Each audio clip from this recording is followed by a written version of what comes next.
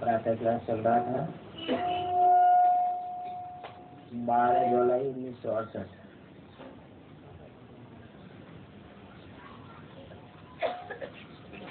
तीसरे पेज के अंत में मध्यांक में बात चल रही थी।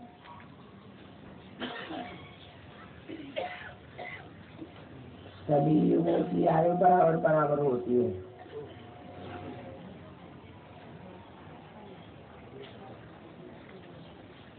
और 84 जन्मों का भी हिसाब चाहिए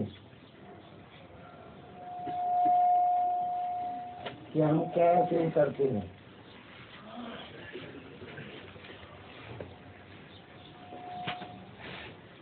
सीढ़ी का भी हिसाब चाहिए। पहला फाउंडेशन है देवी देवता सनातन धर्म का। उनके बाद फिर आते हैं इस्लामी, बौद्धी और क्रिश्चियन। बाप ने झाड़ का राज समझाया है और बाप के सिवाय तो कोई सिखला भी नहीं सकता।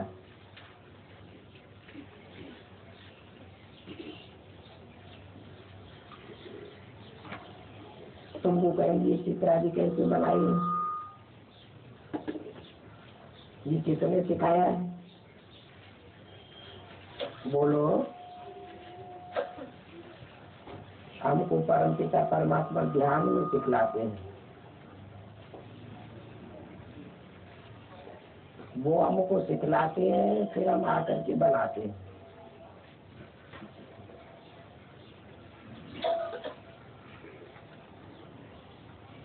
भले हम बनाते हैं, उसको भी फिर बाप करेक्ट करते हैं और इस रथ में ही आकर के करेक्ट करते हैं कि ऐसे ऐसे बनाओ। खुद ही करेक्ट करते हैं।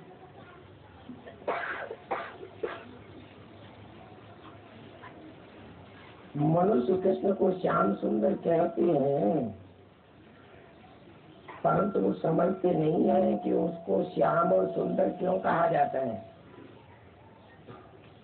एक ही व्यक्ति के दो नाम क्यों रखे हुए हैं?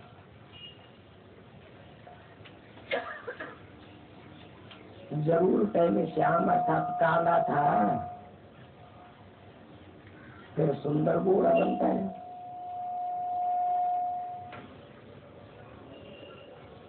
एक ही शरीर पर दो नाम रखे हुए हैं।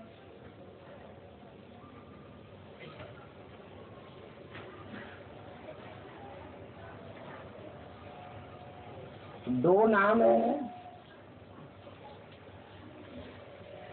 पहले श्याम बाद में सुंदर। तो जरूर पहले पुरुषार्थ जीवन रहा होगा, पुरुषार्थ पूरा किया तो सुंदर बना होगा। मनुष्य तो समझते नहीं है कि क्यों श्याम सुंदर कहा जाता है।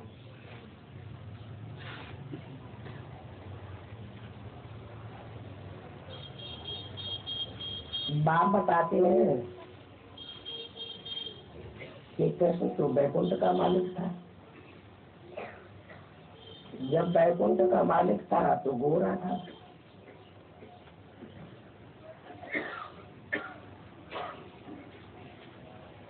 फिर बाद में गाँव का छोरा सांवरा बना,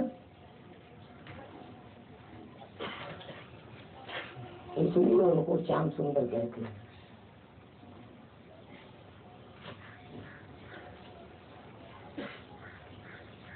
और यही पहले पहले इस सृष्टि में आते हैं,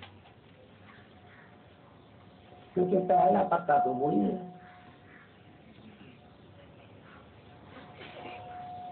जो वो है सत्वम, वही तुम हो।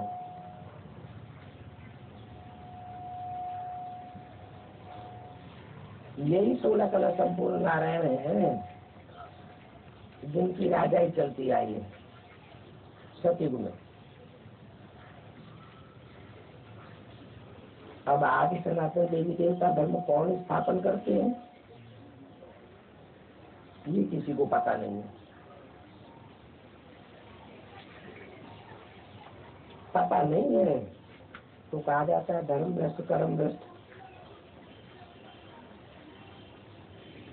अपन को आदि सनातन देवी देवता धर्म हिंदू का कह देते हैं। अब हिंदू शब्द तो हिंदुस्तान से निकला, हिंदुस्तान के रहवासी। अब देश के नाम पर कोई धर्म का नाम थोड़ा ही पड़ता है। अपने धर्म को ही भूल गए तो भारत को भुलाए दिए। बाप कहते हैं मैं तो भारत नहीं आता हूँ। हिंदुस्तान नाम विदेशियों का रखा हुआ है।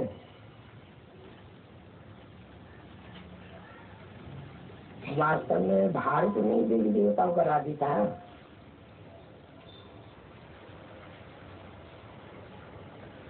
जो फिर प्राय लोप हो गया। मैं आता हूँ फिर देवी देवताओं का राज्य स्थापन करता हूँ, बाकी और सभी धर्मों का विनाश करा देता हूँ।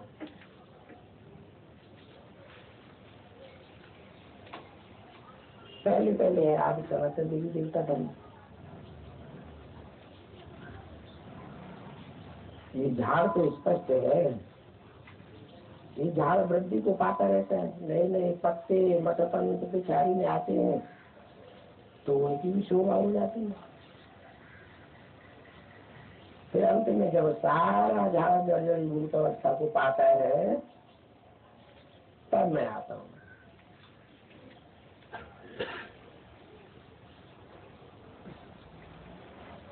उन्होंने शास्त्रों में लिख भी दिया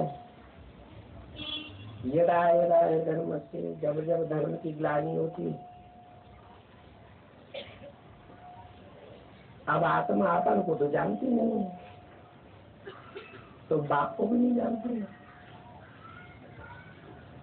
अपन को भी गाली देते हैं तो बाप को भी गाली देते हैं और देवताओं को भी गाली देते हैं। कितने तमोपदान जो समझ बन जाती है। 12 जुलाई 1968 की वाणी का चौथा पेज। तो ये खेल है जो बाप बैठ समझाते हैं और बाप इस खेल के साथ साथ अपना परिचय भी देते हैं कि मैं कैसे आता हूँ। ये भी अपने जन्म को नहीं जानते।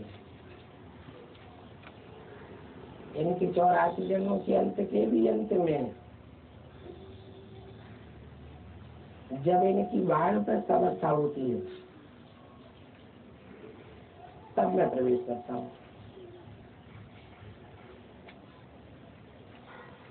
और मुझे पति दुनिया में ही आना पड़े। पति दुनिया में सभी मनुष्य पतित हैं। उस पतित दुनिया में भी नंबर 1 पतित यह बनता है जिसमें मैं प्रवेश करता हूँ।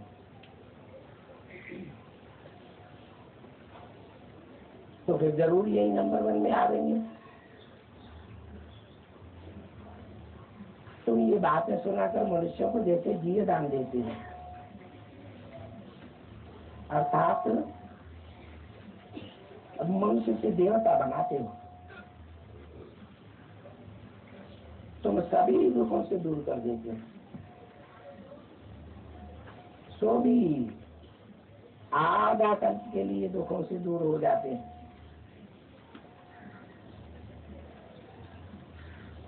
और जो दुखों को दूर करने में सहयोगी बनते हैं उनका नाम भी गाया हुआ है वंदे मातरम।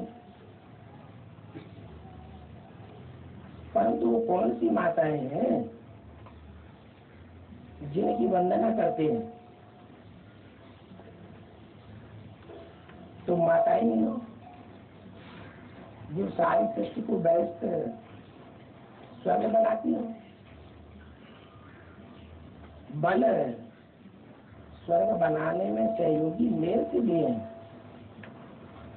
परंतु स्वर्ग बनाने के कार्य में महिमा विशेष माताओं की है, मेजॉरिटी माताओं की। इसलिए माताओं की महिमा करते हैं। बाप आकर के तुमको महिमा लायक बनाते हैं। तो पहले माता, पहले लक्ष्मी, फिर नारायण। तो बाप आकर के तुमको आगे बढ़ाते हैं। बाप ने तो तुमको आगे बढ़ाया, परंतु सन्यासियों ने तुम्हारा नाम गंवाया है। वो तो कह देते हैं नारी नरक का द्वार है।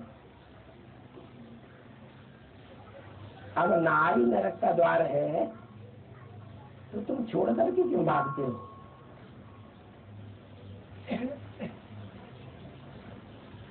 तुम छोड़ करके भागते हो, इससे तो तुम्हारी कमजोरी साबित होती है। हद का संन्यास करने लग पड़ते हैं। अभी तुम बच्चों का तुम्हारे बेहद का संन्यास, तुम कोई दरगाह नहीं छोड़ते हो, बाल बच्चे नहीं छोड़ते हो, तुम तो बुद्धि से सारी दुनिया का संन्यास करते हो। इससे पुरानी दुनिया को छोड़ नई दुनिया में जाते हो।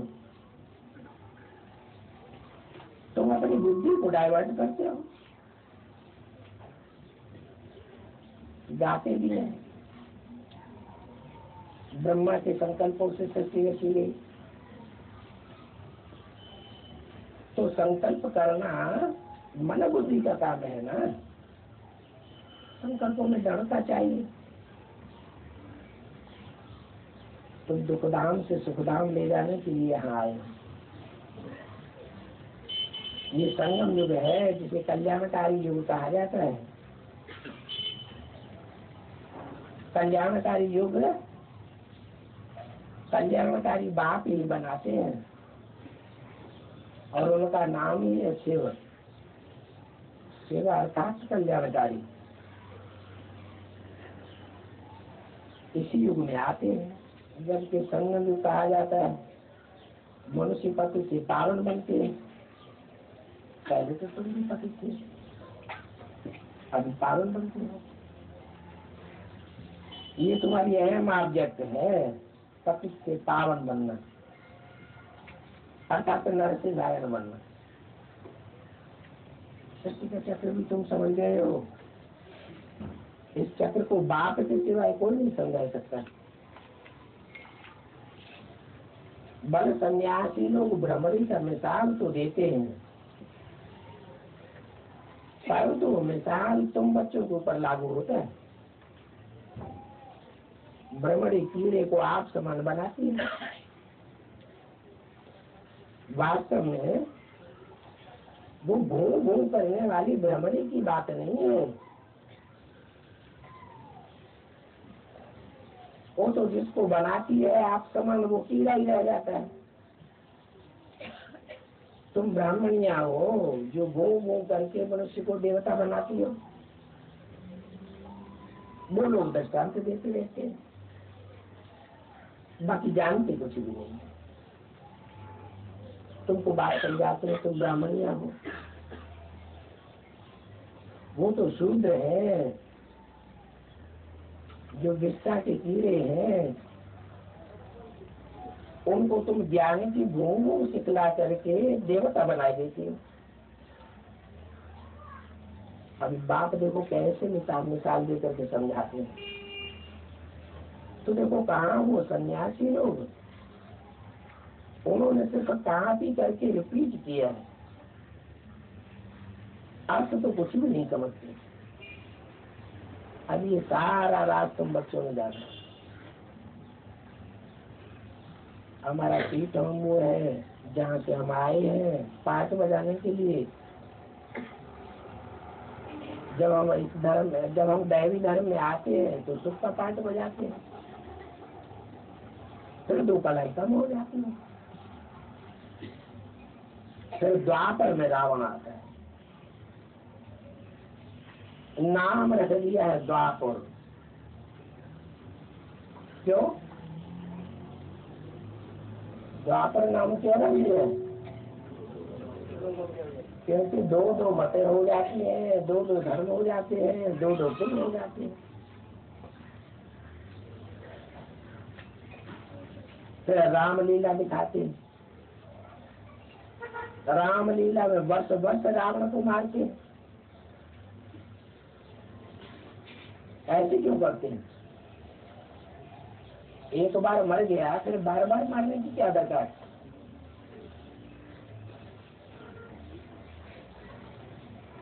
अरे यादगार कहाँ की है? संगम की यादगार है। हम बार बार रावण को मारते हैं, योग बल से, ज्ञान के बल से बार बार वो बढ़ जाता है। 63 जन्मों के संस्कार हमारे अंदर के ही तो है जो बाहर आते हैं। तो उन्होंने कथा कहानियां बनाई दी हैं, गोया रावण राज्य ठीक ठीक ही है। कहते भी है राम राज्य नहीं है, राम राज्य नहीं है तो जरूर रावण राज्य होगा। अब राम राज्य तो सत्य को ही कहा जाता है। क्यों सत्य को राम राज्य क्यों कहा जाता है? वहां तो नारायण का राज्य होता है, तो राम राज्य तो नहीं कहना चाहिए। और नारायण का राज्य भी जो नर से नारायण बनाता है वो स्थापन करता है।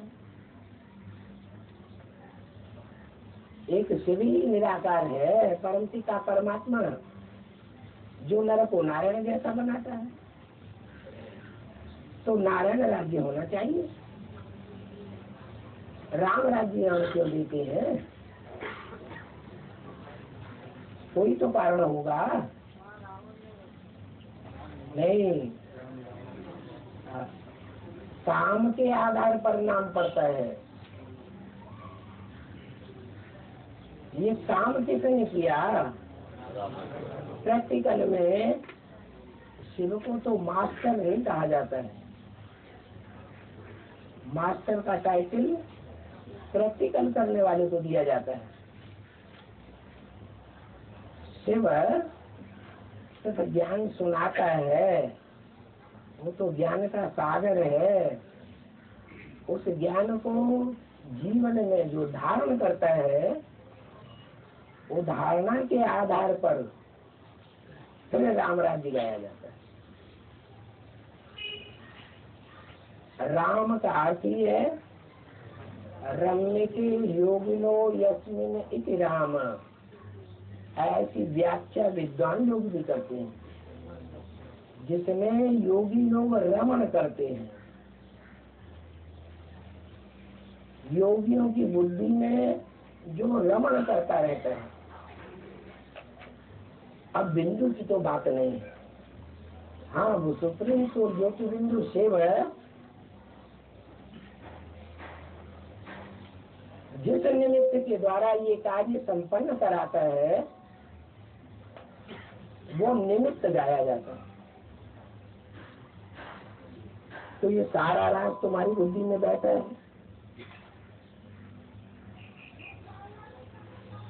त्रेता को भी सेवनी स्वर्ग कहेंगे।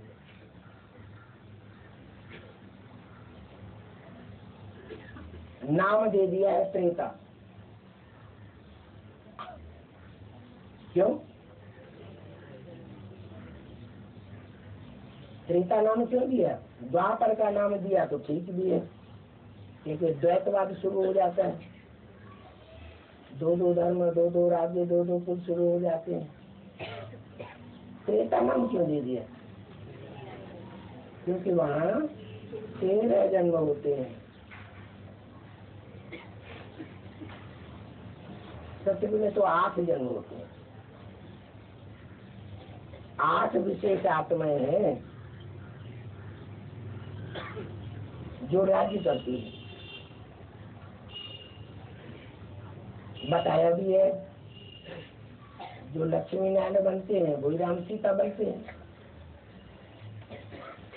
तो सतयुग में 8 लक्ष्मी नारायण की गद्दी चलती है, त्रेता में वही जाकर के 8 राम सीता बनते हैं। धन्यवाद। 8 की बात तो क्लियर हो गई। बाकी रहे 4 जन्म। उस 4 जन्मों में एक है संगम युगी नारायण, जो 8 से भी पहले है, तो 9 हो जाते हैं। फिर भी 3 जन्म बचे। जो 3 जन्म बचते हैं वो उन आत्माओं के लिए है जिन्होंने स्वर्ग का विघटन किया है। एक बात है स्वर्ग की स्थापना करने वाला, और बाकी जो 3 बीज है जो मुख्य रूप में सब धर्मों के बीज है, वो है देवी देवता सनातन धर्म का विघटन करने वाले। इसलिए सीढ़ी के चित्र में अंतिम 3 जन्म कटे हुए दिखाए गए।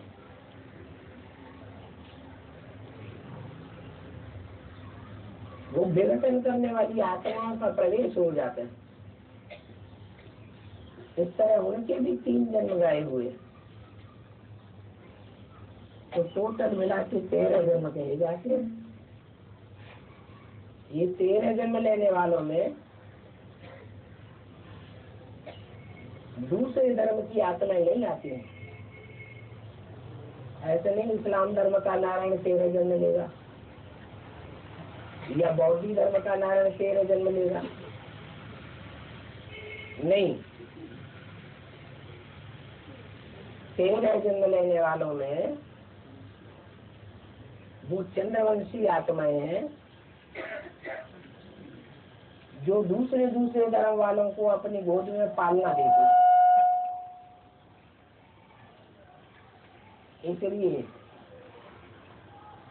ब्रह्मा जैसी आत्माओं के त्रेता में 13 जन्म होते हैं। राम जैसी सूर्यवंशी आत्माओं के 12 ही जन्म होंगे, क्योंकि उनका एक जन्म संयोग युग में बढ़ जाता है एक्स्ट्राऑर्डिनरी। और जो भी अंतिम 3 जन्मों में विघटन वाले 3 जन्मों में जो राजाई अंत में प्राप्त करते हैं, वो बीज रूप आत्माएं भी 13 जन्म लेती हैं। देखो उनका आगमन भी राम के साथ ही साथ त्रेता युग में हो जाता है। जैसे राम वाली आत्मा स्थापना के कार्य में परमात्मा शिव का विशेष मददगार बनती है, ऐसे ही वो जो 3 विधर्मी बीज रूप आत्माएं हैं, वो पुरानी दुनिया के विघटन के निमित्त भी बनती है। पहले ब्राह्मणों की दुनिया के विघटन के निमित्त बनती है, और वो विघटन होना भी जरूरी है, क्योंकि जब तक पुरानी दुनिया का विनाश न हो, असुरों का खलासा न हो, तब तक नई दुनिया प्रत्यक्ष नहीं हो सकती। इसलिए स्थापना के साथ साथ स्थापना को प्रत्यक्ष करने में वो विनाशकारी आत्माएं भी निमित्त बन जाती हैं। विनाश ही इसलिए कल्याणकारी साबित होता है, परंतु कंस्ट्रक्शन करना बात और है, और डिस्ट्रक्शन करना बात और हो जाती है। ज्यादा नंबर किसको मिलते हैं? कंस्ट्रक्शन करने वालों को मिलते हैं या मकान गिराने वाले मजदूरों को मिलते हैं? जो मकान बनाने वाला है उनको ज्यादा पगार मिलती है। तो ऐसे ही ये बेहद की दुनिया का भी हिसाब है। त्रेता में 13 जन्म जो है वो उन 3 विघटनकारी आत्माओं के लिए जुड़े हुए हैं। तो ये बातें वेद का बाप बच्चों को पढ़ाते हैं। वो बाप भी हुआ तो टीचर भी हुआ। बाप वर्षा देने के लिए कहा जाता है और टीचर व्याख्या देने के लिए गया हुआ है। फिर साथ भी ले जावे।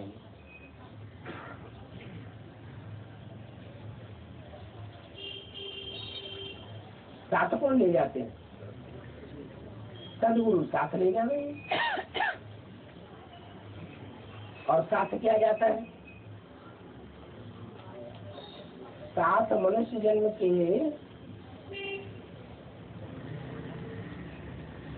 जो अच्छे बुरे कर्म है, अच्छे कर्मों को सच्चाई कहा जाता है, बुरे कर्मों को झूठ कहा जाता है। तो सच्चाई साथ जाती है या झूठ साथ जाता है? ये 5 तत्वों की दुनिया तो झूठी है। बाप आकर के जो सच्चाई सिखाते हैं, जो ज्ञान सुनाते हैं, वो ही सच्चा है। और सत्य के आधार पर जो आत्मा है अपने जन्म जन्मांतर के पुण्य का आवाहन करती है, अपने जीवन में अपने पुण्य को बनाती है, वो पुण्य ही उनको सदगति में ले जाता है। वास्तव में सदगुरु सदगति करता है ये तो कहा जाता है। सदगुरु सदगति करता नहीं है, तो सब वो तो रास्ता बताता है। और सदगति सदगुरु करता है तो सबकी एक जैसी सदगति करे। एक जैसी सदगति तो होती नहीं है।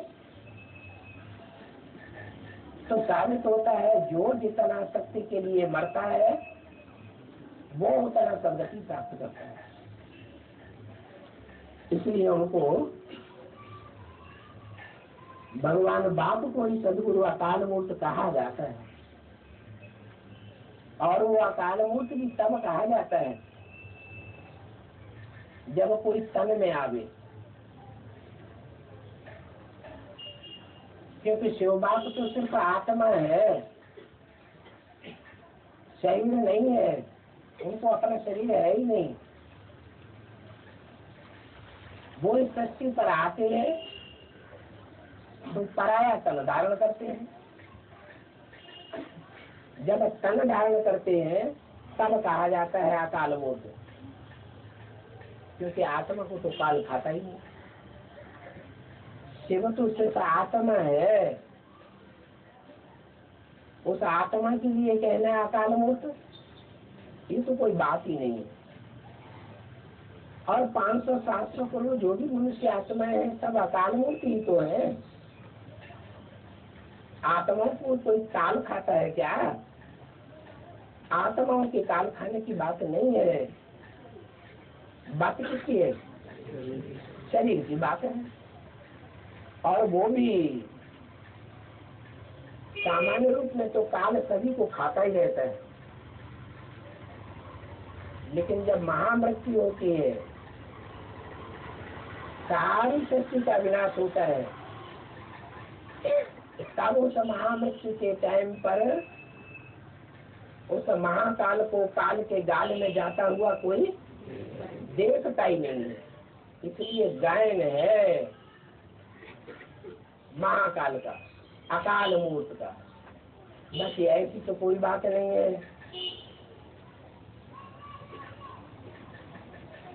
कि शरीर कोई का 5000 वर्ष तक जिंदा रहता हो या वो ही शरीर चलता रहता हो। शरीर तो सबको छोड़ने ही पड़ते हैं। तो वो बाप भी हुआ, टीचर भी हुआ, सदगुरु अकाल मूर्त भी हुआ। मुख से कहते भी हैं सदगुरु अकाल मूर्त, फिर भूल जाते हैं। और बाप रचयिता को भी भूल जाते हैं।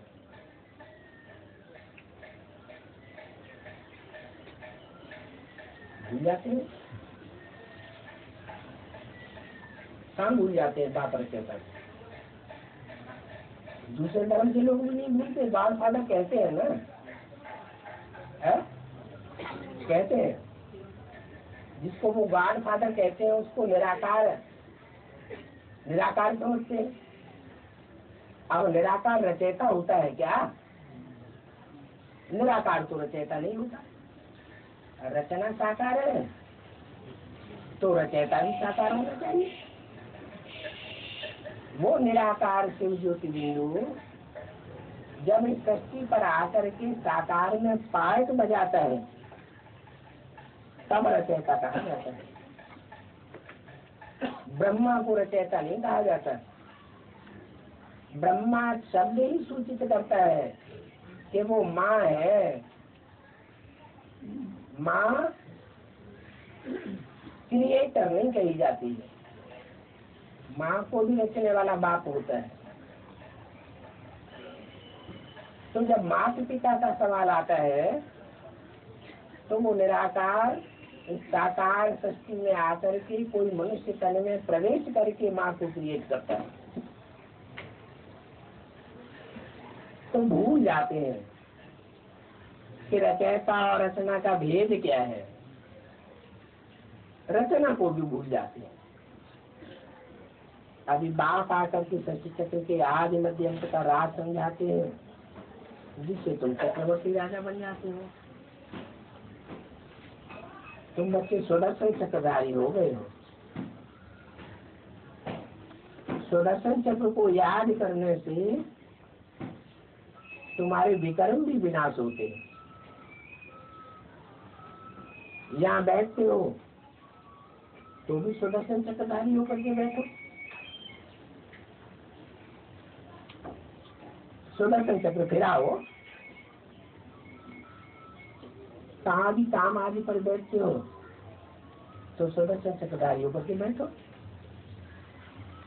आलस को याद करो और सृष्टि चक्र को याद करो। जितना आलस को याद करेंगे चक्र भी याद आएगा। चक्र को याद नहीं करेंगे तो घाटा क्या आएगा।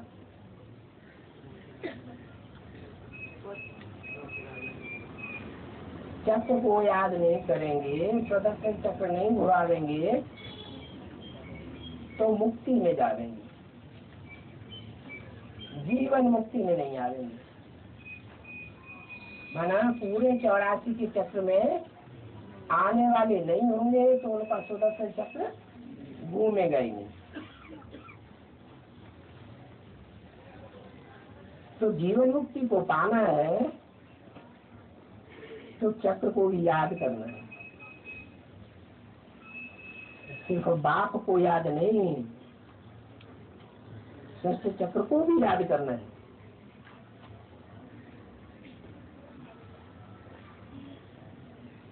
सृष्टि चक्र में ये तो जानते हो कि चक्र में पूरा चक्र लगाने वाला तो एक बाप ही है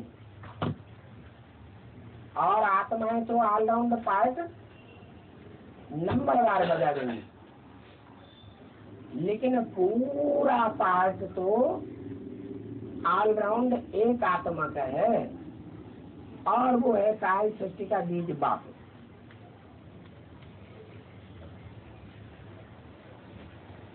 और बाकी कोई चीज है ही नहीं। ये सारा बुद्धि का काम है। आत्मा भी पढ़ रही है, बाप पढ़ाते हैं और तो कुछ लेने पढ़ने की बात ही नहीं, दरकार नहीं। सिर्फ अपन को आत्मा समझ बाप को याद करना। सृष्टि चक्र का ज्ञान भी अंदर में रहना चाहिए। बाप की बुद्धि में भी तो अंदर में ज्ञान है ना, तो तुम्हारी बुद्धि में भी अंदर अंदर ये ज्ञान फिरता है। बाप को ज्ञान का सागर कहा जाता है। वो बाप खुद संपूर्ण पावन है। तुम भी बाप को याद करने से पावन बन जाएंगे। चक्र को याद करने से चक्रवर्ती राजा बन जाते हो। अभी तुम संगम युग पर बैठे हो, जानते हो कि उस तरफ का युग है और इस तरफ सत्य युग है। तो देखो, पूरा नरक और पूरा नरक, पूरा स्वर्ग और पूरा नरक अभी होता है। रौरव नरक देखना हो तो सृष्टि पर अभी देखो, और स्वर्ग का सैंपल देखना हो तो इस सृष्टि पर अभी देखो। इससे ऊंचा स्वर्ग और कभी होता ही नहीं। सतयुग में भी कहेंगे स्वर्ग, परंतु वहां तो ज्ञान ही नहीं होगा, नरक का भी ज्ञान नहीं होगा। अभी तो तुमको दोनों का ज्ञान है, और ये भी जानते हो कि स्वर्ग कोई ऊपर में नहीं होता है और नरक कोई नीचे पाताल में नहीं होता है। फिर शास्त्रों में ऐसी क्यों दिखाई दी है?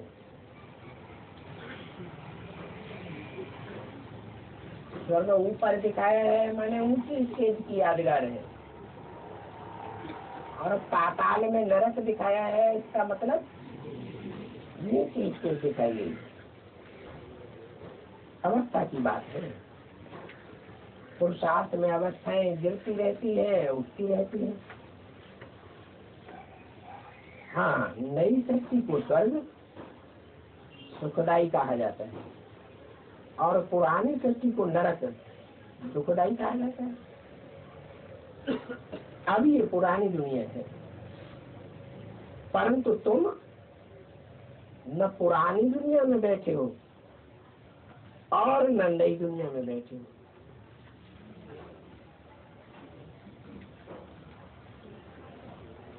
पुरानी दुनिया में इसलिए नहीं बैठे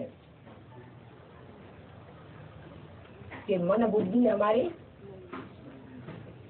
पुरानी दुनिया में लगती ही नहीं। पुरानी दुनिया से जैसे हमने संन्यास ले लिया है, इसलिए अब हम पुरानी दुनिया के वासी नहीं हैं, क्योंकि हम तो आत्मा है मन बुद्धि रूपी। देह को तो भूलना है,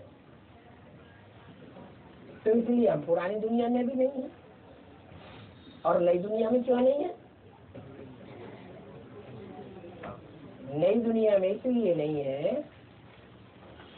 कि नई दुनिया में तो दुख भासना ही नहीं चाहिए, और अभी तो हमको दुख भासता है। सत्युग में दुख तो होंगे ही नहीं। चलो सत्युग की बात छोड़ दो, अभी संगम युगी जो संगम युग होगा उसमें दुख होगा या नहीं होगा? क्यों? ये शरीर सड़ते जाएंगे, आत्मा पावरफुल होती जाएगी, तो सड़ा हुआ शरीर होते हुए भी हमारी आत्मा दुख अनुभव नहीं करेगी। ऐसी भी स्थिति होती है।